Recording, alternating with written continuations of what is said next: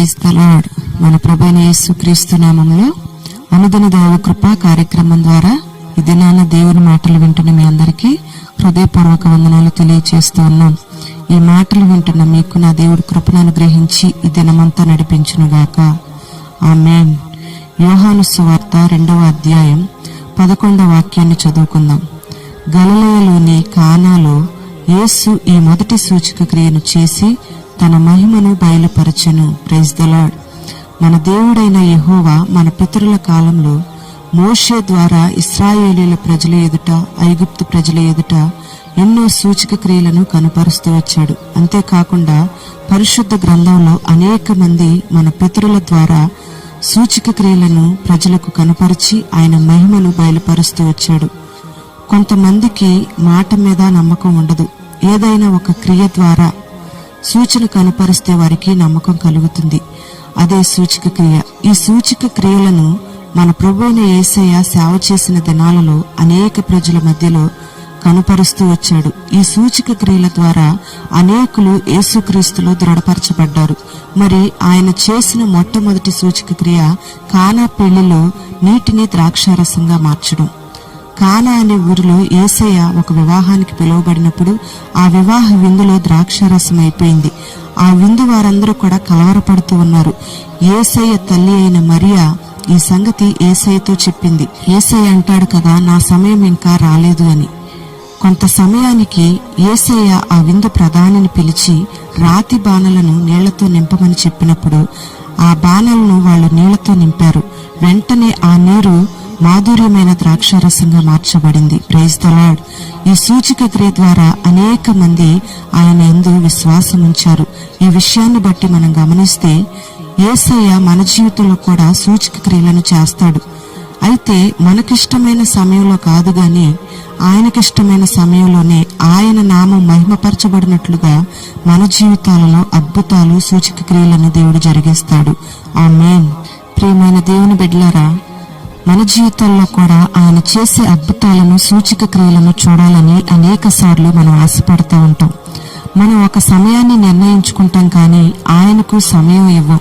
అందుకే మన జీవితాల్లో కొన్ని కార్యాలు ఆలస్యం అవుతూ ఉంటాయి.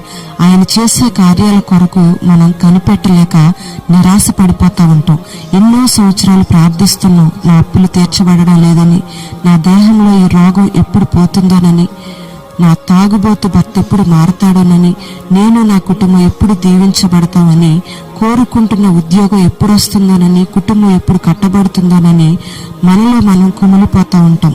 కొన్నిసార్లు యేసయ్య నా జీవితంలో ఎందుకు చేస్తాళ్లే, ఎప్పుడో చేశాళ్లే గొప్ప కార్యాలు అని సరిపెట్టుకుంటూ ఉంటాం.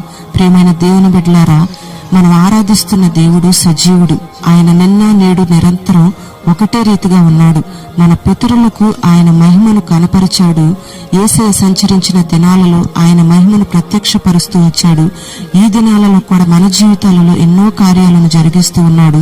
రాబోచున్న దినాలలో కూడా మన జీవితాలలో మేలులు చేయడానికి, ఆయన మహిమను కనపరచడానికి ఆయన సిద్ధంగా ఉన్నాడు.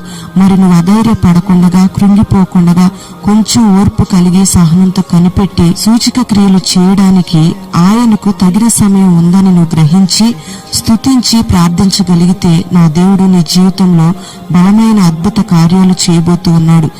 నిన్నే నా దేవుడు ఒక సూచనగా ఆయన మహిమ కొరకు మార్చబోతూ ఉన్నాడు.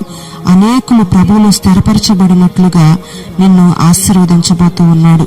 ఆయన సూచక కార్యాలను అనుభవించే ఆ కృపను దేవుడు నీకు, నీ కుటుంబానికి అనుగ్రహించునుగాక. ఆమేన్.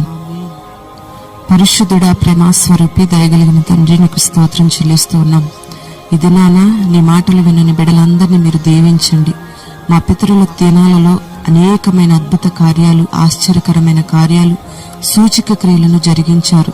ఆనాడు సంచరించిన దేవుడవు ఈనాడు మా మధ్యలో మీరు సంచరిస్తూ ఉన్నారు. నీ కార్యాల కొరకు మేము ఎదురు చూస్తూ ఉన్నాం. ఈ మాటలు విన్న నీ బిడ్డలు ఏ సమస్యల చేత కృంగిపోతూ ఉన్నా, ఏ సమస్యల చేత వేధించబడుతూ ఉన్నా నీ బిడ్డలను పేరు పేరున మీరు జ్ఞాపకం చేసుకోనండి.